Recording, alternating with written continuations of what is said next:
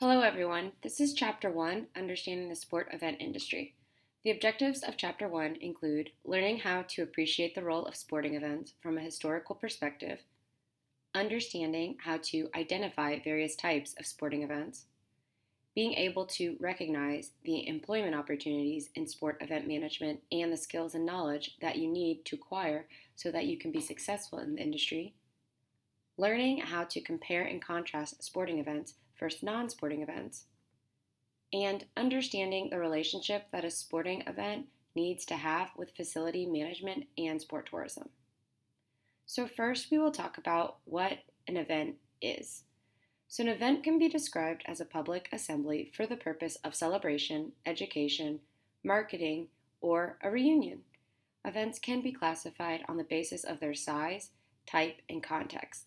An event can be social/life cycle events like a birthday party, education and career events like a job fair or a workshop or a seminar, sporting events like the Olympics, World Cup, Wimbledon, entertainment events like a concert, fashion show, celebrity nights, political event like a demonstration, a rally, corporate events like meetings, conferences, product launches, religious events like a fair or a festival, fundraising, which are cause-related events, and fundraising can be like auctions or some type of race or something like Raise for the Cure or a 5K.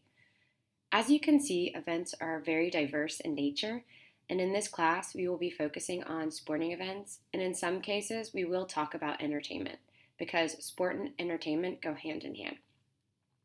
One of the most famous and well-documented examples of a sporting event are the Panhellenic Games that took place in Greece.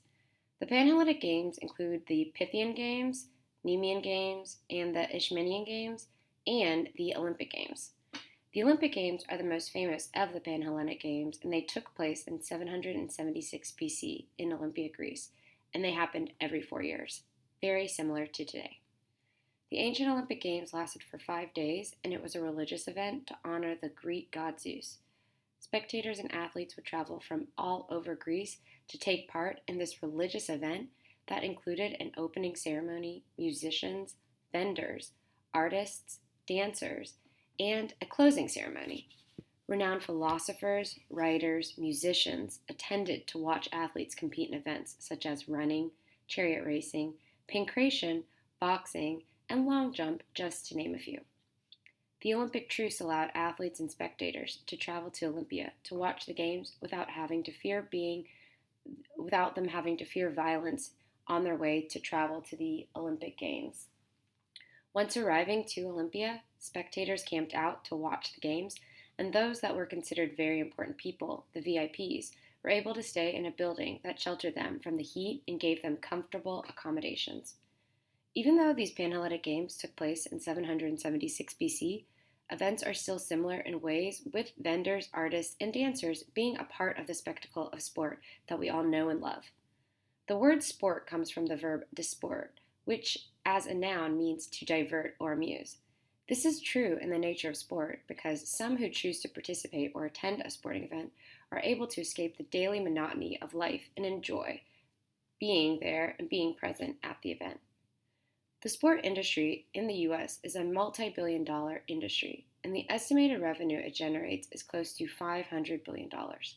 There are several facets of the sport industry that lead to such a large profit margin, including sporting goods, advertising, marketing, professional sport, fitness and recreation, media, and on and on.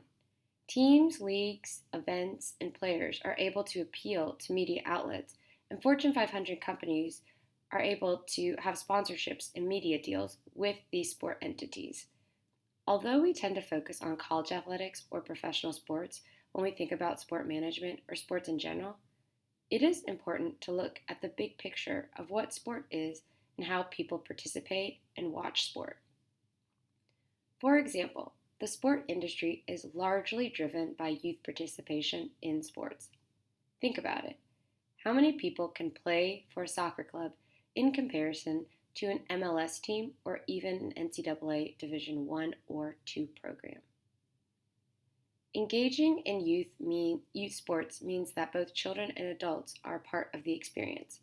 Parents or guardians are usually responsible for taking their kids to practice, games, tournaments, paying for uniforms, tournament fees, hotel accommodations, and so on and so on.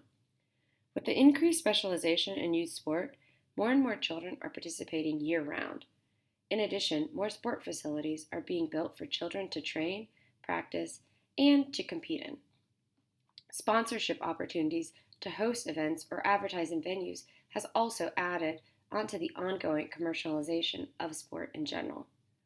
According to the National Association of Sports Commissions, NASC, more than 300 cities across the U.S.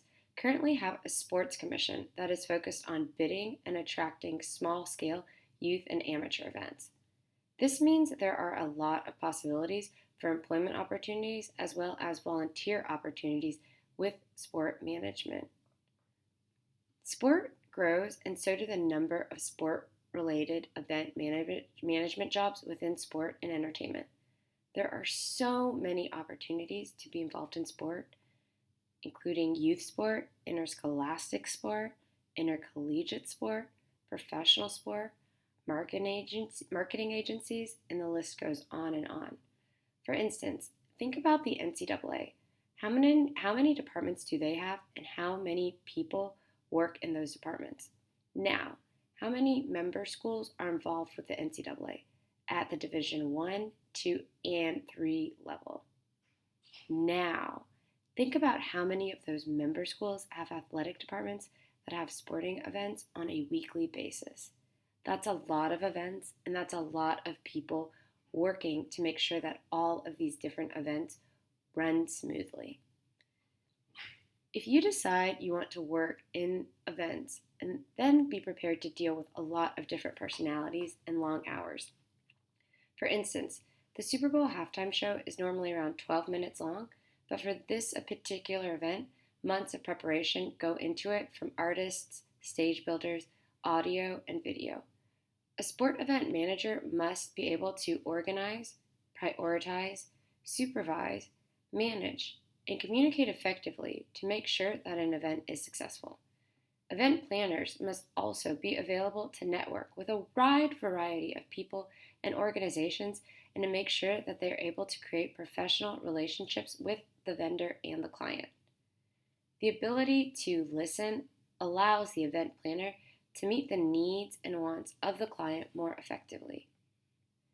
Multitasking is also very important for event managers, and Graham, Narati, and Goldblatt, 2001, claim that the most common traits of sport manager involve they need to be comfortable with preparing and managing a checklist of activities, projects a positive attitude, can work independently or as a member of a team, is accurate and quick at details, articulate on the telephone and in written and oral communication, can be creative and flexible, capable of working under extreme pressure and for long hours, good at working with all levels of people including volunteers, effective at balancing multiple projects simultaneously, has excellent time manager skills, is an effective negotiator,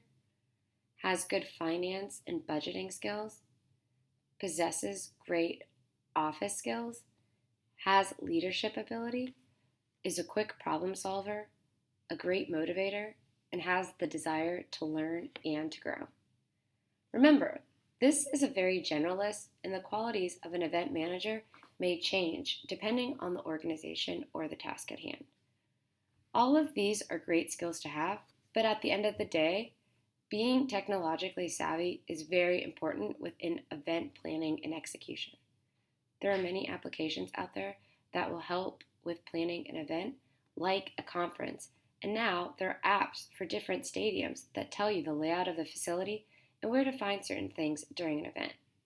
In addition, the marketing and promotion of an event on social media platforms is crucial to the publicity and success of an event, and one must be able to delegate responsibility and be responsible for curating and recording content to help promote the event for people to attend and to attract future partners and sponsors. It is important for an event planner to know and understand technology that is needed for the job, and if not, they need to be willing to learn and to adapt. We learn a lot from trial and error, so gaining experience and volunteering for events and working for an event is an important point in understanding how to manage an event in the future. So, we will finish up this lecture discussing the phenomenon of sport tourism and how it plays a role in event management. Tourism is defined as travel away from a person's place of residence within sport. There are three types of sport tourism, including event sport tourism, which usually refers to passive spectators attending an event, active sport tourism, which means resorts and other segments of the hospitality industry like golf courses, ski resorts, and country clubs, and nostalgia-based sport tourism, which is sport-related attractions like a Hall of Fame, sport museum, or a stadium. I listed the types of sport tourism, and I want to give you some examples. So, event sport tourism is for a tourist who is a passive spectator. So that would be attending a college football game, FIFA World Cup, maybe the MLB World Series, or the NCAA men's basketball tournament that happens to be taking place in Atlanta in 2020. And then you have an active sport tourist. And an active participant is somebody that might go golfing at a golf resort in Hawaii, or rock climbing in Utah, or participating in the Boston Marathon.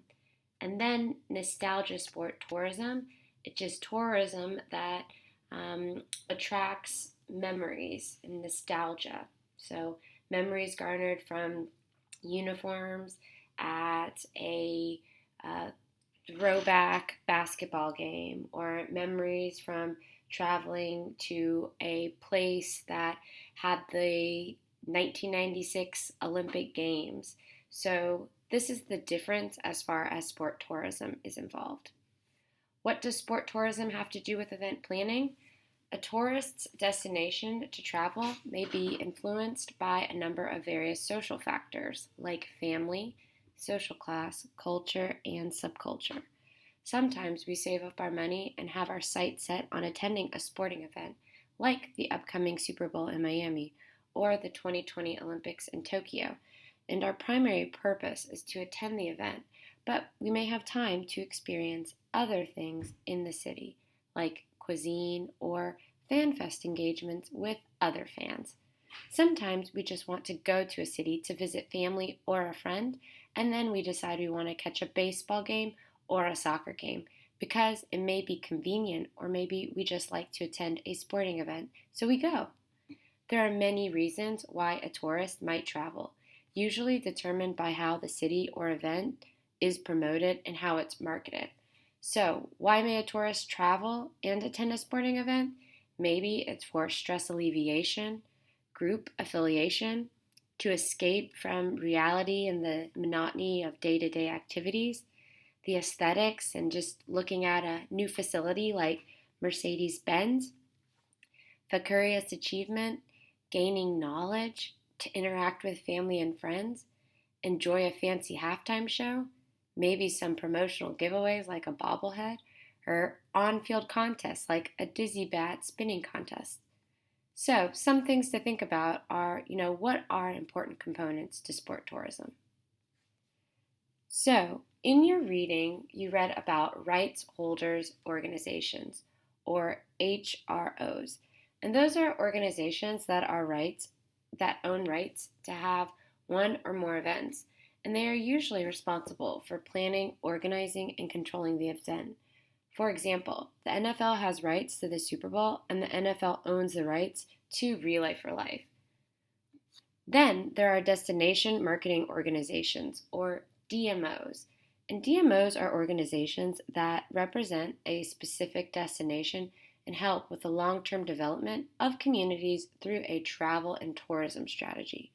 DMOs are sports commissions, like the Atlanta Sports Commission, that will be bringing the NCAA here in 2020, Chamber of Commerce, visitor bureaus, and are usually the point of contact for event happenings in the city, small or large.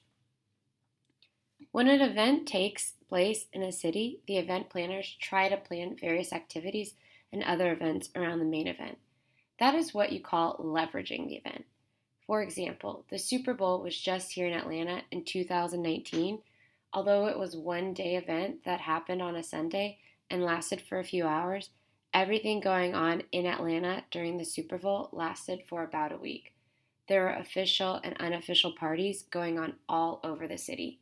Downtown Atlanta had the NFL experience and activations from companies like T-Mobile and AT&T, and everybody wanted to be a part of the action and put their brand out there. The same will happen when Atlanta hosts the NCAA Final Four in 2020. Sporting events come in all different shapes and sizes. Some last for one day, some last for a month, some involve amateur athletes, some professional athletes. Because of the broad scope of sport, we must be able to adapt to hosting a multitude of events that attract different and diverse audiences. If you refer to Table 1.1, Overview of Types of Sport Events in your book, you will see that there are an array of different types of sporting events, and they all come with a definition and then also an example. So I want to go over those with you. So the first example is action and extreme sport, and an action and extreme sport could be the Red Bull Cliff Diving World Series. And they usually involve sports that are traditionally outside of the mainstream, where athletes often assume considerable risk. And then you have cross-cultural events, and those could be something like the Olympic Games, where sport events involve interactions between members of different cultural groups. And then you have events for people who may have a disability, and those could be something like the Paralympics. And sports are adapted for people with those physical disabilities so that they're on an equal playing field. Then the next example, family events. And that could be something like the All-American Soapbox Derby. And those are usually events that provide families with opportunities to gather and enjoy sport. Next, we have fixed and non-fixed events. So an example of a fixed event would be the Kentucky Derby, and that's because it happens at the same time every year at the same place. And then a non-fixed event would be something like the Final Four, and that happens every year, but the location isn't necessarily fixed, and it takes place in a different city every single year. And then we have international events. And international events could be something like the Commonwealth Games, because they involve more than one country. And the Commonwealth Games involved all of the different commonwealths of the British Empire. And then we have mega events. And mega events are something like the FIFA World Cup. So they're large, short-term, high-profile events, and they're capable of having a significant impact on their host community or their country. Next, we have multi-sport events, and a multi-sport event could be something like the Pan American Games. And the Pan American Games involve sports that feature competitions in a variety of sports in a host city or a host region. And for instance, in 2019, the Pan American Games took place in Lima, Peru. The next example I have for you are multiple location events. And that could be something like the Special Olympics. And I say the Special Olympics as an example because it is a sporting event where competition takes place in several different locations around the city and in multiple venues. And then we have the senior events, and that could be something like the Senior Games, so the National Senior Games. And they are sport events specifically targeting an older population, so in this case, older adults. And then you have smaller scale events, and that could be something like minor league baseball. So maybe, regular season sport competition, but you don't need really a lot of infrastructure for that to be in place. And then the last one I want to refer to are youth sports. So, youth sports are something like AAU, and the sporting event targets children under the age of 18 or younger. So, in conclusion, we have only begun to scratch the surface of what it means to be an event manager and to work in sports. The goal of this lecture was to make you think a little more about what a sport event manager has to do from beginning to end, and when they are in charge of planning an event, how challenging it can be, but also very rewarding. Just to, bid for a Super Bowl or a World Cup, and how to plan and execute an event of that magnitude to a worldwide audience. So I look forward to a great semester and tune in next week for Chapter 2.